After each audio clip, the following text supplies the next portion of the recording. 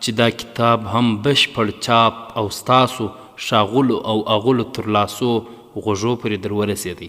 د دې لړۍ 4 نور کتابونه هم چاپ سوي دي چې اسلام او نوې ساینسي څېړنې اول، دویم، دریم او څلورم ټکونه دي. دا چې روژه یو ستر عبادت دی، له همدې کبله د کفري نړۍ ساینسپوهان، روغتیا پالان او نور مفکرین پر روژې باندې و ساینسي څېړنو ته متوجه سول چې پایله یې دا سوه چې روژه لکه په حدیث شریف کې چې راځي د صحت پوره ضمانت کوي او د ډیرو ناوړو ناروغیو پوره درملنه ده. لله الحمد.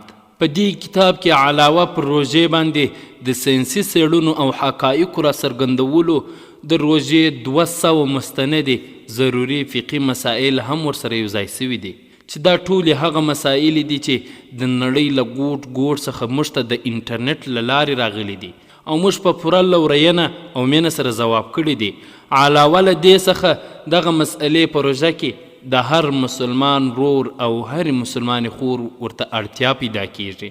له همدې کبله زه ویلی سم چې دغه ښکلې تحفه د هر مؤمن مسلمان لپاره اړینه او ضروري ده.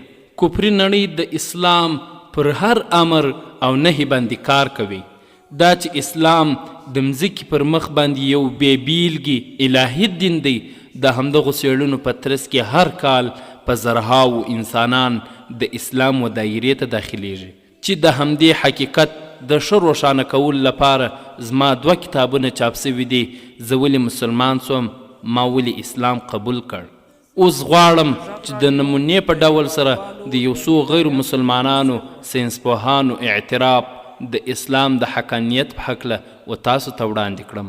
د اسلام پر حقانیت باندې د غیر مسلمانانو اعتراف پروفیسر مایک کلارک د نبی کریم صلی الله علیه وسلم په هکله وایي عربي محمد صلی الله علیه وسلم چې د عبدالله زوی دی وتوانېدی چې داسې بشري قوانین او اصول یې راوړل چې د ټوله انسانیت لپاره د تعمیر سبب شول.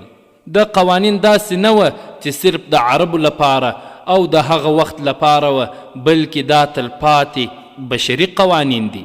موږ چې څومره پلټنې کړي دي اخر و دې پایلو ته رسېدلي یو چې دا قرآن کریم یو الهي کلام دی. داسې نه ده لکه ځینې متعصب عیسویان او مستشرقین چې وایي چې دا محمد صلی الله علیه وسلم پخپله لیکلی دی، بلکې قرآن کریم نه له اوسني بایبل څخه اخیستل شوی دی او نه هم حضرت محمد صلی الله علیه وسلم پخپله لیکلی دی. دا ځکه د ځمکې او اسمان په شان یې توپیر دی. هیڅ داسې عقلي دلایل زموږ سره نشته چې دا ثابته کړو چې دا د یو انسان لیکلی وي. دا ځکه چې ډیر داسې ساینسي حقایق پکې شته دي چې موږ آن 1 لسیزه مخکې په پوه شو او ډیر داسې اصول او آیاتونه شته دي چې د مځکې پر مخ نه ساینسپوه او نه هم د عقل او علم څښتن په پوهیږي. دا چې حضرت محمد صلی الله علیه وسلم نه مکتب لوستی وو او نه هم لیکلی شوی او خپله پر دې باندې دلالت کوي چې دی په حق یو الهي نبی و. زه دا خبرې د تعصب له دایرې څخه وتلي کوم. د محمد صلی الله علیه وسلم په هکله بد ویل، پوچه خوله خلاصول او یا توهین کول دا به له ټول بشریت سره ښکاره جفا وي. د روژې د ځانګړې خپرونې مینوالو لنډه دمه لرو له دمې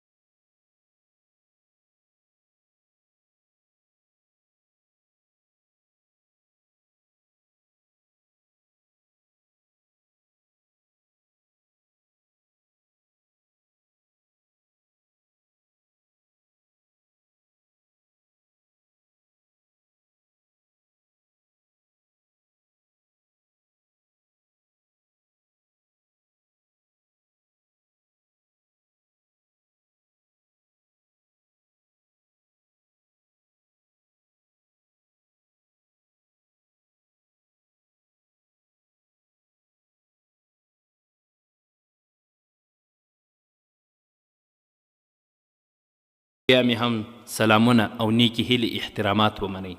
پروفیسر هینا د نبی کریم صلی الله علیه وسلم په هکله وایي و حضرت محمد صلی الله علیه وسلم ته حضرت جبرائیل علیه السلام وحی وکړي. د داسې په حکمت سره دعوت کاوه چې خلک یې و ایمان او توحید ته راجل کړل. د هر څه چې ویل هغه له اسلامي فطرت سره او د عربو له ټولنې سره برابر و. د حضرت محمد صلی الله علیه وسلم په یوه لاس کې هدایت و خلکو ته یې الهي احکام رسول او په بل لاس کې به یې توره وه او جهاد به یې کاوه. د دعوت لپاره یې د یوه کس سره خپل کور او ټاټوبی پرېښودی و بل لور ته هلته په مدینه منوره کې ډیر هوسا او د اعتماد په فضا کې و. د اسلام په هر امر او نهي کې ستر ظاهري او باطني حقایق او فلسفه نغښتې ده. د اسلام او نوي ساینسي څېړنې تر سرلیک لاندې چې زما کوم کتابونه چاپ سوي دي په هغو کې دواړه اړخونه ستا امر او نهي د بیلګې په ډول سره عسل شفا ده. د دې مثبت اړخونه او ګټې او همدارنګه ولې په اسلام کې شراب حرام دي، د دې منفي اړخونه او د شراب او الکول زیانونه او داسې نور. که تاسې ګران لوستونکي او اوریدونکي غواړئ چې د دې په هکله نور معلومات ترلاسه کړئ، تاسې کولی سئ چې زما چاپ سوی کتاب رسول الله صلی الله علیه وسلم د غیر مسلمانانو په ان ترلاسه کړئ. په اسلامي پاکه مینه ستاسو ورور مفتی عبدالغفار جبیر.